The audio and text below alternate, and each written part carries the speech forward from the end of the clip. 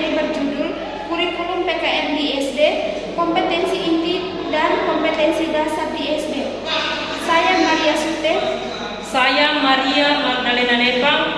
Saya Aisyah Putri Wardana. Selamat menyaksikan. Sejarah perkembangan kurikulum di Indonesia. Sejarah kurikulum pendidikan di Indonesia kerap berubah setiap ada pergantian Menteri Pendidikan, sehingga mutu pendidikan Indonesia hingga kini belum memenuhi standar mutu yang jelas dan mantap. Dalam perjalanan sejak sejarah tahun 1945, kurikulum pendidikan nasional telah mengalami perubahan, yaitu pada tahun 1947, 1952, 1964, 1968, 1975, 1984, 1994, 2004, dan 2006. Perubahan tersebut merupakan konsekuensi logis dan terjadinya perubahan sistem politik, sosial, budaya, ekonomi, dan iptek dalam masyarakat, berbangsa, dan bernegara. Sebab kurikulum sebagai seperangkat rencana pendidikan perlu dikembangkan secara dinamis sesuai dengan tuntutan dan perubahan yang terjadi di masyarakat. Semua kurikulum nasional dirancang berdasarkan landasan yang sama, yaitu Pancasila dan Undang-Undang Dasar 1945. Perbedaannya serta pendekatan dalam merealisasikan.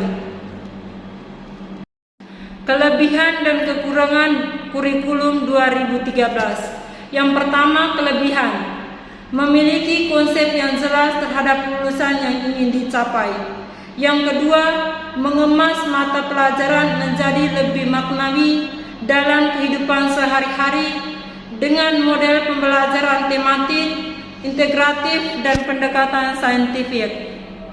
Yang berikut kekurangan. Yang pertama, adanya kontradikasi karena mau melahirkan manusia yang kreatif, kritis, inovatif, tetapi penuh materi yang normatif karena ada penambahan jam belajar agama.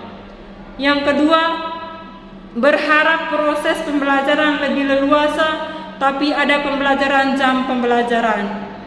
Yang ketiga, kurikulum 2013 cocok untuk sekolah yang sudah maju dan gurunya punya semangat belajar tinggi, masyarakat yang sudah terdidik, muridnya memiliki kemampuan dan fasilitas setara. Yang berikut. Yang pertama, kurikulum 1947 atau disebut Renungan Pelajaran 1947. Ini adalah kurikulum pertama sejak Indonesia merdeka. Perubahan arah pendidikan lebih bersifat politis dari orientasi pendidikan Belanda ke kepentingan nasional.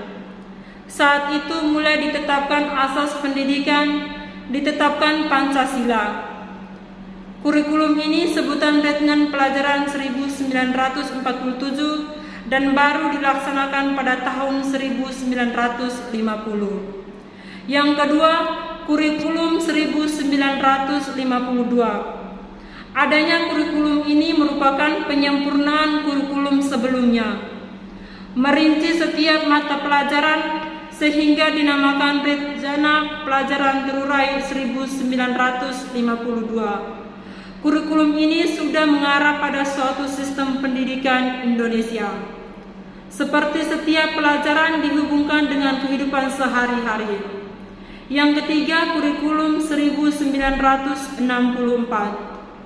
Pemerintah kembali menyempurnakan sistem kurikulum pada tahun 1964. Kurikulum ini bercirikan bahwa pemerintah mempunyai keinginan agar rakyat mendapat pengetahuan akademik untuk pembekalan pada jenjang SD.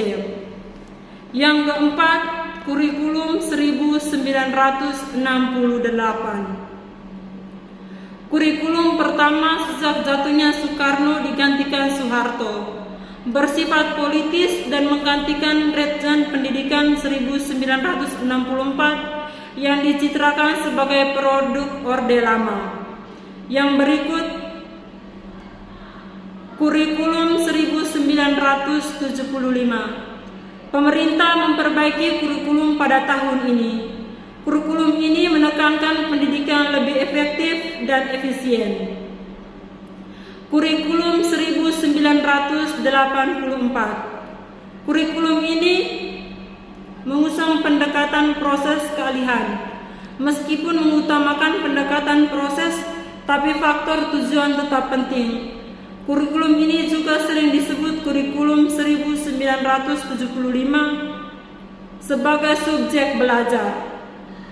Yang ketujuh, kurikulum 1994 dan suplemen kurikulum 99. Pada tahun 1994, pemerintah memperbaharui kurikulum sebagai upaya memadukan kurikulum yang sebelumnya, terutama kurikulum 1975 dan 1984. Namun perbedaan antara tujuan dan proses belum berhasil, sehingga banyak kritik berdatangan disebabkan oleh beban belajar siswa dinilai terlalu hebat dari muatan nasional sampai muatan lokal. Yang kedelapan, kurikulum 2004, kurikulum berbasis kompetensi. Pada 2004 diluncurkan kurikulum berbasis kompetensi sebagai pengganti kurikulum 1994. Suatu program pendidikan berbasis kompetensi harus mengandung 3 unsur pokok, yaitu pemilihan kompetensi sesuai dengan spesifikasi, indikator-indikator evaluasi untuk menekankan keberhasilan, pencapaian, kompetensi, dan pengembangan pembelajaran. Yang kesembilan, kurikulum 2006 KTSP. Kurikulum ini hampir mirip dengan kurikulum 2004. Perbedaan menonjol terletak pada kewenangan dan penyusunannya, yaitu mengacu pada jiwa dan desentralisasi sistem pendidikan Indonesia. Pada kurikulum 2006, pemerintah pusat menetapkan standar kompetensi dan kompetensi dasar. Yang ke-10, kurikulum 2013. Kurikulum ini adalah pengganti kurikulum KTSP. Kurikulum 2013 memiliki 3 aspek penilaian, yaitu yang pertama, aspek pengetahuan, yang kedua, aspek keterampilan, dan aspek sikap dan perilaku. Di dalam kurikulum 2013, terutama di dalam materi pembelajaran, terdapat materi yang dirampingkan dan materi yang ditambahkan. Materi yang dirampingkan terlihat ada di materi Bahasa Indonesia, IPS, PKN. Kelebihan dan kekurangan kurikulum 2013. Pengertian kompetensi dasar. Kompetensi dasar adalah bentuk penguasaan peserta didik terhadap pengetahuan, perilaku, keterampilan, dan sikap. Setelah mendapatkan materi pembelajaran pada jenjang pendidikan, kompetensi ini dikembangkan berdasarkan karakteristik peserta didik dan harus mengacu pada kompetensi inti yang telah dirumuskan. Lantas, apa perbedaan antara kompetensi inti dan dasar? Perbedaannya dengan kompetensi inti adalah sebagai berikut, yaitu 1. Kompetensi inti adalah penjabaran antara muatan pembelajaran, mata pelajaran, dan program sebagai upaya untuk mencapai standar kompetensi lulusan. Yaitu 2. Kompetensi dasar, yaitu kemampuan peserta didik untuk bisa mencapai kompetensi ini. Tujuannya mengacu pada aspek yang hendak dicapai di dalamnya, yaitu sebagai berikut. 1. Meningkatkan pengetahuan di bidang kognitif. 2. Mengasah bakat, minat, dan kemampuan. 3. Mengajarkan norma-norma untuk mempraktikkan segala tugas yang menjadi tanggung jawab. Fungsi kompetensi dasar, yaitu adapun fungsinya adalah sebagai acuan atau rujukan guru dalam menyusun indikator kompetensi pada pembelajaran di kelas. Dengan demikian akan tercapai tujuan pembelajarannya. Saat menyusun indikator, yaitu indikator merupakan tanda yang menunjukkan bahwa tingkat capaian kompetensi dasar bisa mengubah perilaku peserta didik yang dinilai dari sikap, pengetahuan, dan keterampilannya. Pertama yaitu 1. Penjabaran indikator harus mengacu pada KD. 2. Rumusan indikator harus membuat kata kerja operasional yang bisa diukur dan diamati. Adab operasional yang bisa digunakan harus sesuai dengan tingkat levelnya, apakah itu kognitif, afek, psikomotorik. A. Level kognitif meliputi yaitu 1. Pengetahuan, contoh menyebutkan, menuliskan, menyatakan, dan sebagainya. 2. Pemahaman, contoh menerjemahkan, mengubah, menguraikan, dan sebagainya. 3. Aplikasi, contoh menggunakan yaitu mengapresiasikan, menguraikan, dan sebagainya. 4. Sintesis, yaitu contohnya merancang, menerapkan, merencanakan, merumuskan, dan sebagainya. 5. Evaluasi, contoh menafsirkan, mengkritisi, dan sebagainya. 1. Menerima, contoh memilih, bertanya, mengikuti, dan sebagainya. 2. Merespon, contohnya yaitu mengonfirmasi, menjawab, membaca, dan sebagainya. 3. Menanamkan nilai, contoh mengundang, menginisiasi, melibatkan, dan sebagainya. 4. Mengorganisasi, contohnya itu menyatukan, menyusun, menghubungkan, dan sebagainya. 5. Karakterisasi, yaitu contohnya mempertahankan prinsipnya. C. Level psikomotorik, yaitu 1. Pengamatan, contohnya mengamati proses, memberi perhatian pada sesuatu, dan sebagainya. 2. Meniru, contoh pengubahnya yaitu membangun kembali, melatih, dan sebagainya. 3. Pembiasaan, contohnya seperti membiasakan sikap positif dan mempertahankan. 4. Menyesuaian, contohnya yaitu menyesuaikan, mengembangkan, dan menerapkan model. 3. Indikator harus menjadi acuan guru dalam menyusun alat penilaian. Proses analisis yaitu untuk menganalisiskan suatu kompetensi dasar tentu tidak bisa dilakukan secara instan dan melainkan harus dilakukan secara sistematis, detail, efektif, dan tepat sasaran. Untuk itulah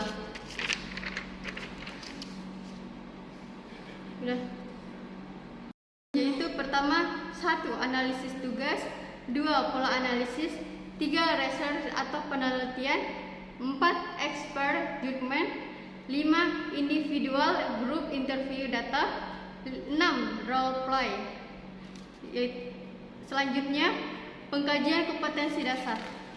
Pengkajian ada hal-hal yang harus diperhatikan yaitu sebagai berikut. Pertama, proses penyusunan urutan tidak harus sesuai urutan pada kompetensi inti, melainkan pada detail konsep, disiplin, ilmu, dan tingkat kesulitan. Kedua, kompetensi dasar harus bisa mencapai kompetensi inti baik dalam maupun antar mata. Menyusun kompetensi dasar yaitu pertama, 1. Membuat penjabaran kompetensi dasar yang terkait dengan mata pelajaran yang diampu.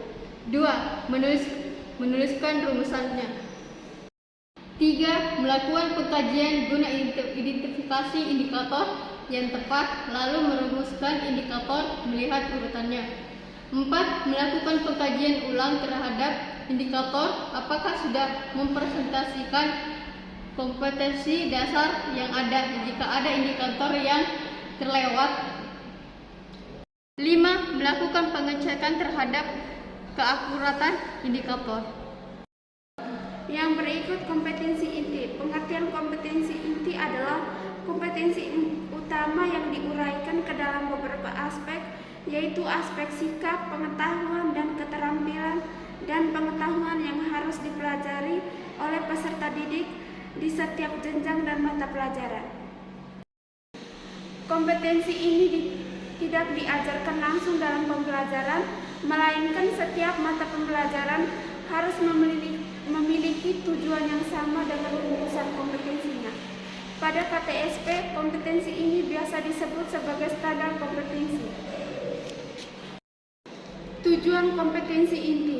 Tujuannya adalah membentuk karakter unggul bagi peserta didik melalui kegiatan pembelajaran. Hal itu sejalan dengan tujuan yang ingin dicapai melalui kurikulum K13.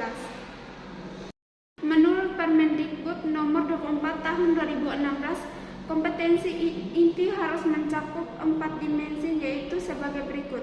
Yang pertama, kompetensi inti sikap spiritual. Sikap atau biasa disebut attitude merupakan kecenderungan seseorang untuk berbuat sesuatu dalam bentuk tindakan. Sikap spiritual ini menjadi sikap utama yang harus dioptimalkan karena sikap ini bisa membentuk kekuatan karakter. Itulah mengapa setiap pembelajaran seorang guru harus mampu mengarahkan peserta didiknya agar senantiasa menjadi individu yang dekat dengan ajaran agamanya. Misalnya rajin. Itulah mengapa setiap pembelajaran seorang guru harus mampu mengarahkan peserta didiknya agar senantiasa menjadi individu yang dekat dengan ajaran agama. Yang berikut kompetensi inti pengetahuan. Pengetahuan adalah katalog sesuatu yang telah diketahui manusia. Cara untuk mendapatkan pengetahuan adalah dengan belajar baik secara formal, non-formal maupun informal. Adapun dimensi pengetahuan menurut taksonomi Bloom adalah sebagai berikut. Yang pertama, pengetahuan secara faktual. Pengetahuan faktual bisa didapatkan secara ilmiah melalui berbagai metode, misalnya pengamatan, penyelidikan, penelitian, dan sebagainya. Contoh pengetahuan faktual adalah planet penyusun sistem tata surya, reaksi antara asam dan basa, dan seterusnya. Yang kedua, pengetahuan secara konseptual. Pengetahuan ini lebih cenderung pada proses klasifikasi dan pengategorian. Yang kedua, pengetahuan secara konseptual. Pengetahuan ini lebih cenderung pada proses klarifikasi dan pengategorian, lalu akan dihasilkan suatu kesimpulan.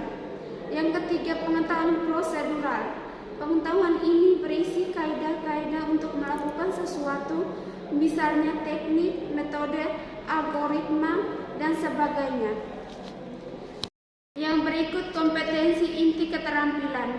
Kompetensi keterampilan ini berkaitan dengan aplikasi pengetahuan yang diperoleh peserta didik dalam kehidupan sehari-hari. Oleh karena itu, kurikulum K13 tidak hanya menuntut peserta didik untuk mahir teori, melainkan juga praktiknya. Tahapan-tahapan yang bisa digunakan untuk mengukur tingkat keterampilan peserta didik bisa diperoleh melalui kegiatan mengamati, Tahapan-tahapan yang bisa digunakan untuk mengukur tingkat keterampilan peserta didik bisa diproses melalui kegiatan mengamati, menanya, mencoba, menalar, menyaji, dan mencipta. Fungsi indikator. Indikator kompetensi. Fungsi indikator. Indikator kompetensi inti artinya indikator yang dikembangkan berdasarkan kompetensi dasar yang mengacu pada kompetensi ini. Pada prinsipnya, indikator yang dimaksud sama dengan indikator pada kompetensi dasar. Adapun fungsi indikator adalah sebagai berikut. Fungsi indikator secara umum. Yang pertama, fungsi indikator adalah sebagai alat menunjukkan menunjuk perubahan dalam suatu kegiatan atau kejadian. Yang kedua, fungsi indikator adalah pedoman bagi pengguna dalam menyusun alat ukur. Yang ketiga, fungsi indikator adalah pedoman membuat sebuah rencana dan melaksanakan segala sesuatu yang berkaitan dengan suatu kegiatan.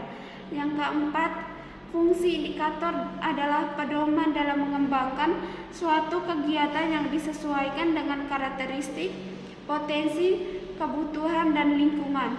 Yang kelima, fungsi indikator adalah bagian dari pedoman memberikan penilaian terhadap hasil suatu kegiatan.